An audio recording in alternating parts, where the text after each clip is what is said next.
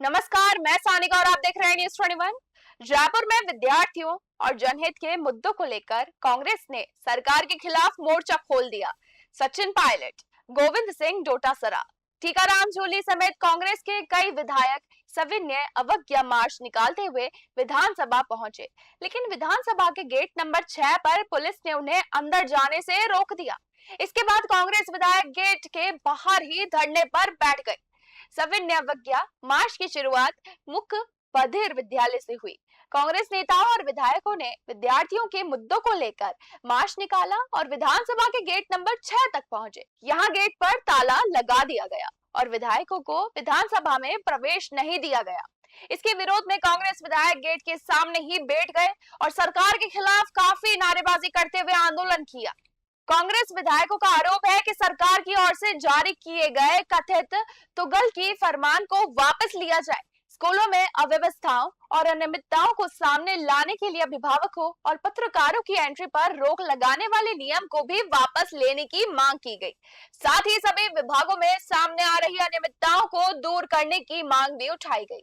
आंदोलन में बड़ी संख्या में विद्यार्थी भी अपने मुद्दे लेकर पहुंचे। विद्यार्थियों ने आरपीएससी से जुड़ी भर्तियों, खासकर राजनीति विज्ञान विषय की वैकेंसी नहीं भरने और परीक्षा प्रक्रिया को लेकर सवाल उठाए। इसके अलावा सरकारी स्कूलों की जर्जर स्थिति और विद्यार्थियों की समस्याओं को लेकर भी कांग्रेस ने आवाज बुलंद की।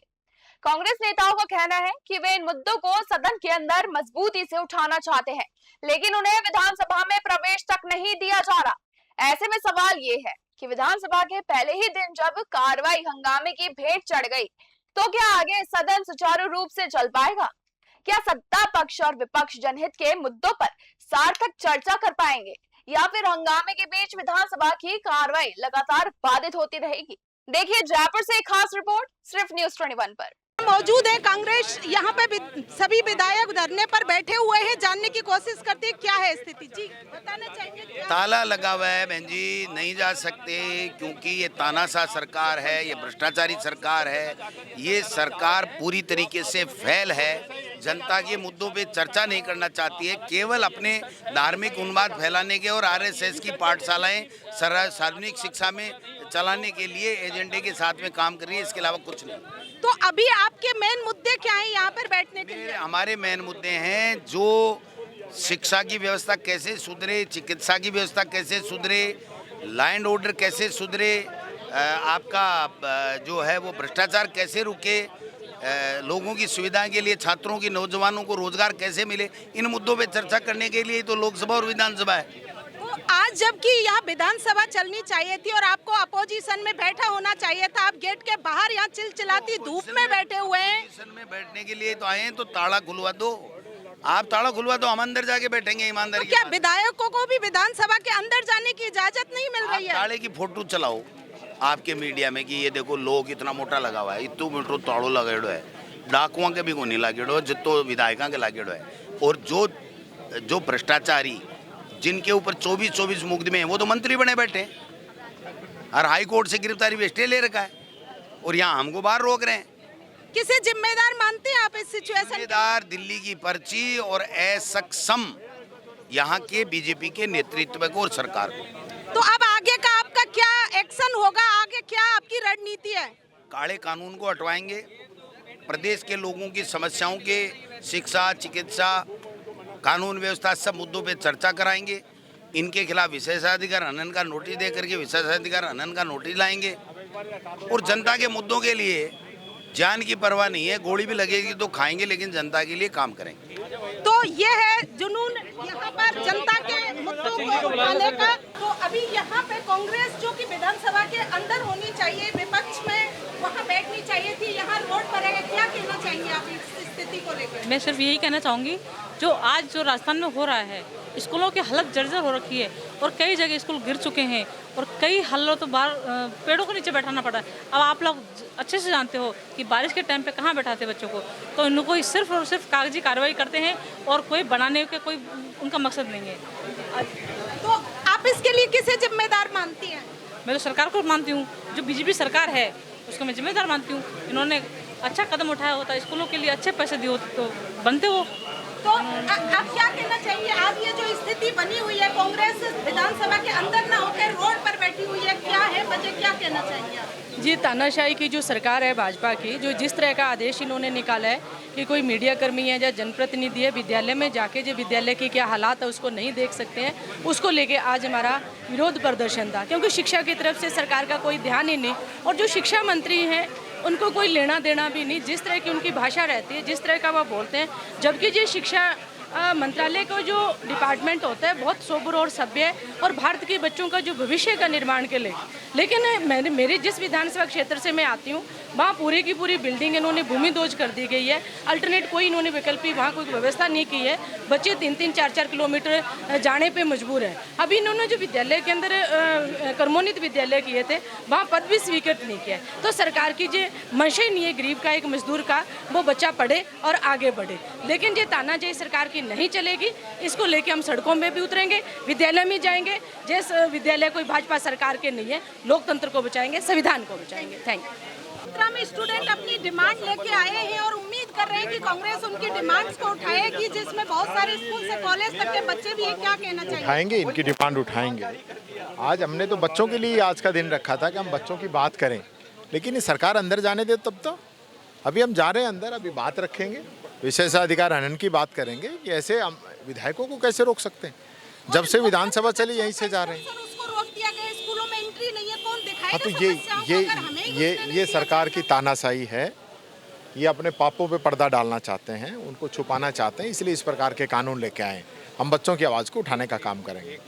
तो अगर लगातार यही होता रहेगा तो सर आगे की क्या रणनीति है? आगे लड़ाई लड़ेंगे जोरदार तरीके से। मैम, आज यहाँ पे कांग्रेस को जो विधानसभा के अंदर होना चाहिए था, बाहर रोड पर कांग्रेस स्टूडेंट्स के साथ और अन्य मुद्दों के साथ बैठी हुई है। क्या कहना चाहिए इसके बारे में? कांग्रेस की उपस्थिति हमेशा सड़क पर भी उतनी ही ज़ोरदार रही है जितनी सदन में रही है।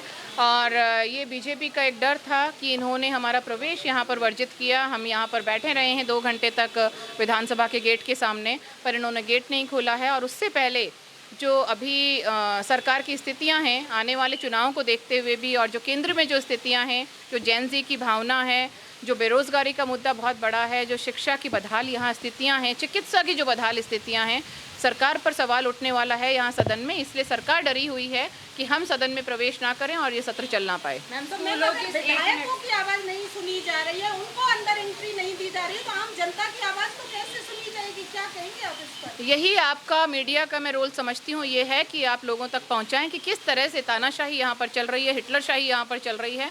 और कांग्रेस ने तो हमेशा जनता की आवाज़ उठाई है, उठा रही है, और हम लोग आगे रहकर लड़ेंगे। किस तरह से बच्चों पे वहाँ पर लाठियाँ बरसाई गई और गृह मंत्री उसकी जवाब देने के लिए अपनी उपस्थिति तक वहाँ पर नहीं दर्ज करा पाए, तो ये एक बहुत बड़ी विफलता है। रातों रात एक आदेश आता है, उस आदेश की पालना की जाती है, अगले दिन ये बोल दिया जाता है कि मीडिया जर्जर स्कूलों की हालत नहीं दिखाएगी, ना ही अंदर जाने दिया जाएगा। क्या कुछ समझते हैं? बीजेपी की मंशा काम करने की नहीं रहती है। बीजेपी 2 ही मुद्दों पर चलती है, या तो आप बांटो और राज करो, या फिर नेहरू जी और कांग्रेस की नाम पर ये लोग करते हैं कि कांग्रेस ने कुछ नहीं किया। तो भाई जनता ने आपको अवसर दिया है, केंद्र में आपको 12 साल से अवसर दिया। आपके पुल बनाने के 2 महीने में टूट जाते हैं, आपके एयरपोर्टों से पानी झड़ने लग जाता है, तो वो 12 साल आपने किस चीज़ में काम में लिए?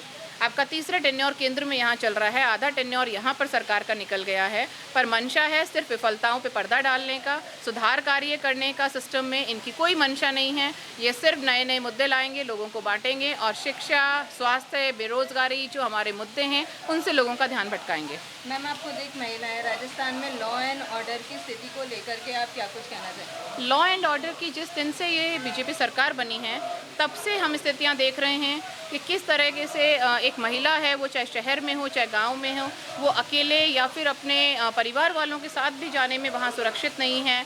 आप अगर देखें तो चाहे हम स्कूल और स्वास्थ्य की अभी बात कर रहे हैं, पर लॉ एंड ऑर्डर में जगह जगह चेन स्नैचिंग हो रही है, रॉबरीज हो रही हैं। तो ये सारी चीज़ें शायद इनका जो फोकस है वो लॉ एंड ऑर्डर पे है ही नहीं, वो सिर्फ और सिर्फ लोगों को धर्म पे बांटने में है। क्योंकि मैं तो चौमू निवासी हूँ, तो वहाँ पर इनका मुद्दा सिर्फ ये रहता है कि लोगों को बांट के रखें और जो असली मुद्दे हैं उनसे ध्यान अलग रखें। सवाल, आज कांग्रेस ने गेट के बाहर प्रदर्शन किया, कब तक ये प्रदर्शन चलेगा? क्या कल आप लोग अंदर जाएंगे और सत्र को कंटिन्यू करेंगे? जैसा मैंने कहा कि हम तो सदन में जाना चाहते हैं, क्योंकि सदन में हम जो आवाज़ उठा रहे हैं वो रिकॉर्ड पे रहती है, और सदन में हम सरकार को आईना दिखाना चाहते हैं। पर सरकार को लगता है सरकार का चेहरा इतना बदसूरत है कि वो आईने को ही तोड़ देना चाहती है। तो ऐसी चीज़ें हम नहीं चलने देंगे। हम सदन में भी यहाँ आवाज़ उठाएंगे और इनकी जो मंशा है, मुझे नहीं लगता इस सत्र को लंबा चलाएंगे। टीचर नहीं पहुंच पा रहे हैं वहाँ पे, सबसे बड़ी समस्या ये है। खाली है, स्कूलें खाली है, नहीं भर्ती कंप्लीट नहीं हो रही, तो सरकार की ये है हमारी जेन ज़ी। ये इस सरकार की ये साजिश है और षड्यंत्र है कि पेपर का लेवल इस तरह से बना दिया जाए कि बच्चे 40% नहीं ला पाए और उसके बाद जनता में ये मैसेज पहुंचा दें कि ये नकारा है, निकम्मा है, और फिर उसके बाद इस शिक्षा का व्यवसायीकरण, निजीकरण और ठेकेदारी प्रथा लागू करना चाहती है। लेकिन अब युवा जाग गए हैं, ये युवा इस सरकार की ईंट से ईंट भी बजा देंगे और इनको बाहर रखने का मादा भी कर देंगे। तो इस सरकार को, गूंगी बहरी अंधी सरकार को हम कहना चाहते हैं कि या तो आप जाग जाओ, होश में आ जाओ, नहीं तो हम आपको होश में ला देंगे। तो आज राजस्थान की विधानसभा का पहला दिन बड़ा ही हंगामेदार यहाँ पे रहा है। कांग्रेस के विधायक आए लेकिन विधानसभा का गेट नहीं खुला, गेट के बाहर बैठकर धरना प्रदर्शन किया और अनेक मांगों को लेकर अपनी मांग उठाई गई। लेकिन स्थिति यह है कि कांग्रेस के विधायक जो कि विधानसभा के अंदर होने चाहिए थे, वो सड़क पर हैं और तमाम ऐसी मांग जो जनता के मुद्दे हैं उनको लेकर वो जनता के साथ खड़े हैं। लेकिन इस समय देखना यह है कि क्या इस तरह के विरोधाभास और इस तरह के संगामे के बीच विधानसभा चल पाएगी। आज का पहला दिन जो कि विधानसभा नहीं चल पाई है और कांग्रेस के विधायक विधानसभा के अंदर ही नहीं जा पाए। अब ये देखना यह है कि कल का क्या मामला रहता है, क्या कल विधानसभा चलेगी, क्या कुछ मुद्दों पे बात होगी, क्या जनता के मुद्दों पे यहाँ कोई चर्चा हो पाएगी, या इसी तरह से ये विधानसभा का सत्र हंगामे की भेंट चढ़ जाएगा। लगातार अपडेट देने के लिए मैं आपके साथ बनी हुई हूँ। आप देख रहे हैं न्यूज़ 21।